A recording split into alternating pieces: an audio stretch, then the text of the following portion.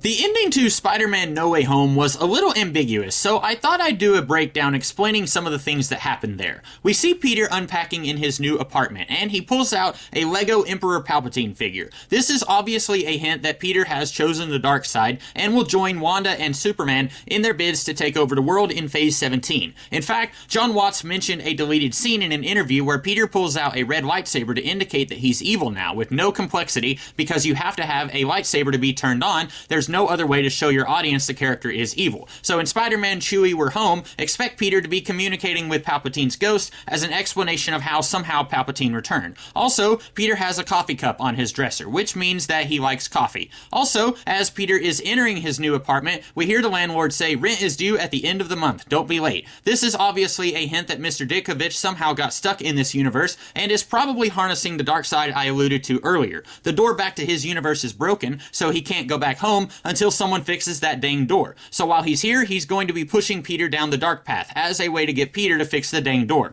You might say this is speculation, but the clues are all right there in the film. And lastly, when Peter goes to tell MJ who he is, he bails on this and puts the note he was reading from back in his jacket pocket. This is a hint that Peter will be attacked by Bane's men, and Peter's note will end up with Bane, who will read the note to everyone. Hi, my name is Peter Parker. You don't know me, but This is supported by Tom Hardy showing up in the movie for no reason at all, since Doctor Strange's spell is only supposed to bring people who know Peter is Spider-Man to this universe, and since Tom Hardy never interacted with Spider-Man before, he obviously shouldn't be here, unless Bane did have an interaction with Spider-Man, and then Superman super kissed him to make him forget, but the knowledge was buried so deep he didn't know he knew. So clearly this note will become important later on.